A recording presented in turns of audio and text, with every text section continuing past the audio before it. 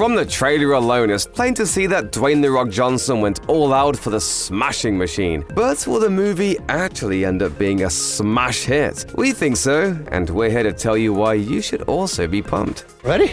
I think so. You think so? Come on, Mark, yes or no answer. Come on, are you ready? Yes. The Smashing Machine is a sports biopic about legendary former MMA fighter Mark Kerr. Winning is the best feeling there is.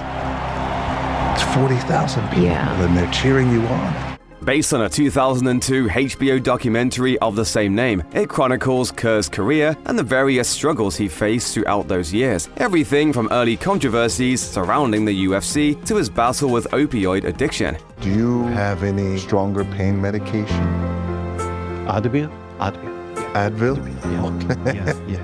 Dwayne "The Rock" Johnson, of course, plays Kerr. As we said before, it's pretty obvious that he fully immersed himself in the role. He even donned prosthetics to better capture Kerr's appearance. Starring alongside him is Emily Blunt, who plays Kerr's now ex-wife, Dawn Staples. Do you want some more? Yes, you can stretch me more, yes.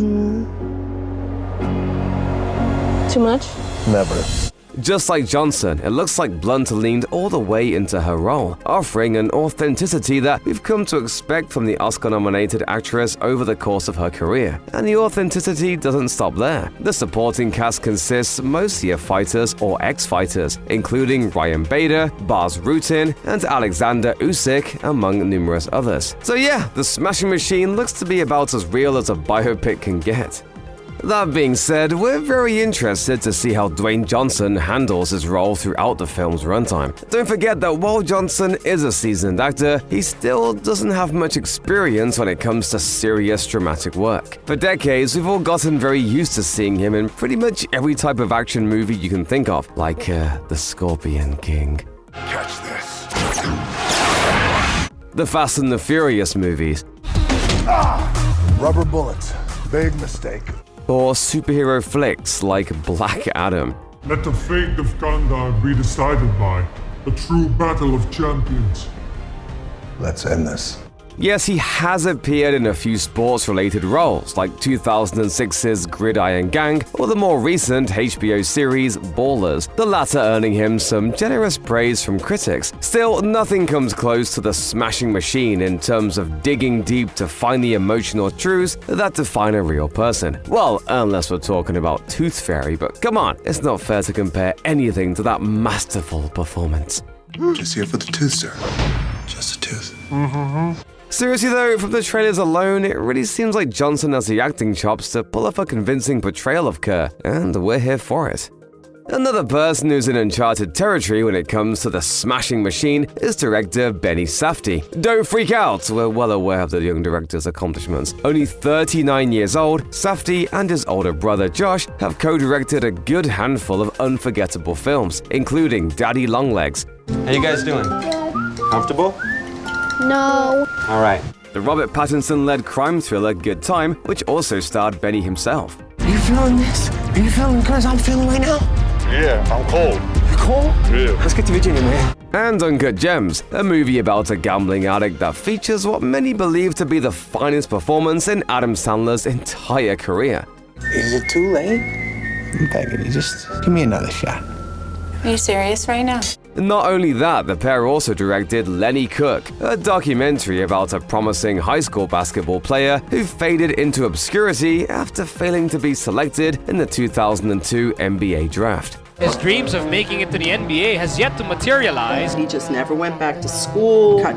I said, you're ruining your life. Considering all of that, especially the Lenny Cook doc, it's obvious that Benny has a relevant experience and artistry to pull off something like The Smashing Machine. Plus, his approach to the project was very much in line with the way he tackled the previous films we just mentioned. Each of them is a movie that allows you to see the world through the main character's eyes and feel exactly what they're feeling, often in a way that stresses you out and affects you physically. This goes double for Uncut Gems, speaking about what he wants audiences audiences to feel this time around, he explained to Cinema Blend, "I was really obsessed with radical empathy. I wanted to make a really honest movie about what it means to compete and to feel that. The audience just see you as this big, strong guy. They don't know that you're dealing with anything else. It can be very lonely." The interesting part about all of this, however, is that this was the first time Benny directed something on his own, without Josh by his side. Because of this, we're curious to see what kind of effect Josh's absence has on the end product.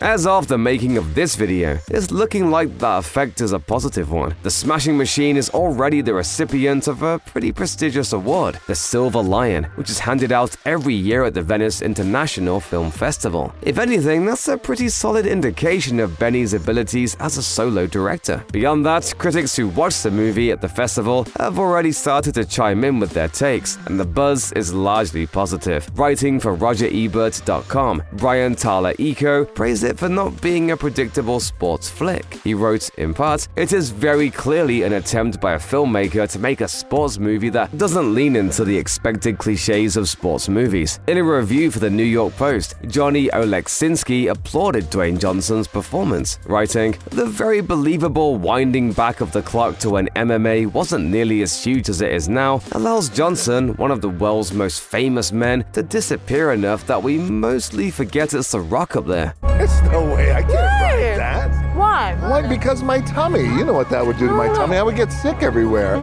Writing for the AU Review, Peter Gray echoed that sentiment. He wrote, in part, "Johnson has noted that he lost a sense of himself, but it would appear with the Smashing Machine he is found once more, and to our viewing benefit, he's better than ever." While not all critics loved the movie, even those who nitpicked it didn't completely tear it down. They just felt it could have been better, and that's a pretty big win in the year 2025, considering how common it is these days for opinions to harshly skew one way or another.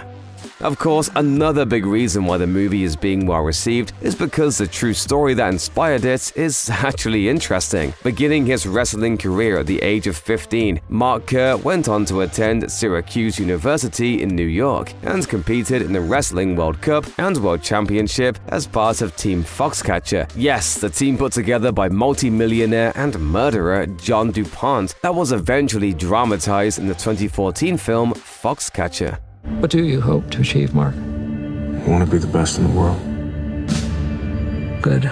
Kerr eventually made the decision to transition to MMA. His debut as a mixed martial artist was at the World Vale Tudo Championship in Brazil in 1997. It was here that he was first dubbed the Smashing Machine, thanks to how easily he was able to brutally defeat all three of his opponents with ease. That same year, he was invited to compete in UFC back in the United States. The UFC was still in its infancy at the time and mired in controversy. There were numerous politicians who even tried to ban it altogether. Kerr won a handful of fights, but decided to try his luck elsewhere, being that the pay wasn't what he'd hoped it would be. This is when he started competing at the Pride Fighting Championship in Japan, and ultimately earned himself a small fortune, all while fighting on his own schedule. He told Sports Illustrated, "I needed at least 3 fights a year to sustain the lifestyle. I slowed down to 1 fight a year and wasn't trying to get aggressive with renegotiating with Pride. I reached a point of burnout and didn't feel like fighting as much."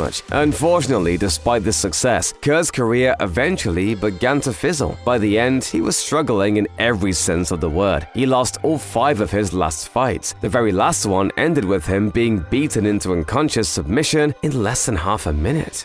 So, what caused his inevitable decline? A big part of it was the fact that he'd become addicted to opioids after suffering a number of injuries during his time fighting in Japan. So, you feel that? Yeah. He also struggled with alcohol abuse. According to The Independent, Mark Coleman, a fellow MMA fighter, said of Kerr's Pride Fighting Championship days, every time a fight came around, he was pretty scared. He was intimidated by the whole situation, and that is probably what led to him using painkillers. According to Time magazine, it also resulted from Kerr's need to be available. As Kerr told the outlet, "I don't have time to sit on the sidelines for 3 weeks to heal. It became an easy solution for the moment, but a very complex solution solution long-term. His injuries were numerous. As reported by Sports Illustrated, he had calcification in his knuckles, a damaged left knee that needed to be rebuilt, a left ankle with missing ligaments, a right ankle that was partially and permanently dislocated, and a handful of other injuries to his elbows, biceps, and hands. In 1999, Kerr overdosed on narcotics, which led to him being hospitalized. It also led to him separating from his then girlfriend, Dawn. While they went on to reconcile, get married, and have a son together, they ended up getting divorced in 2006.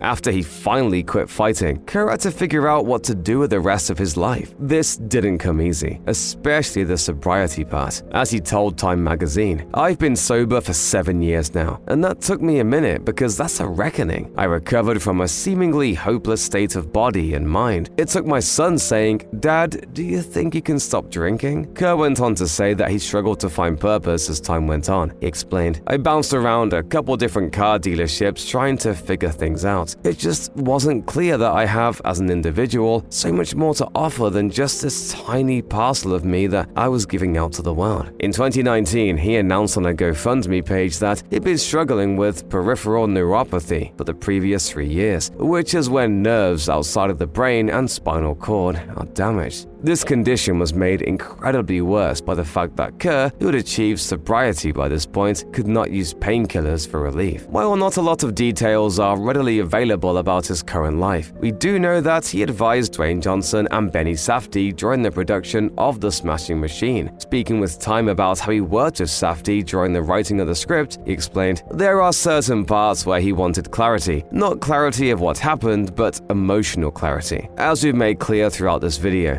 it's pretty obvious that Kerr's input ended up being invaluable, and we can't wait to see the movie in its entirety when it finally drops in theaters on October 3rd.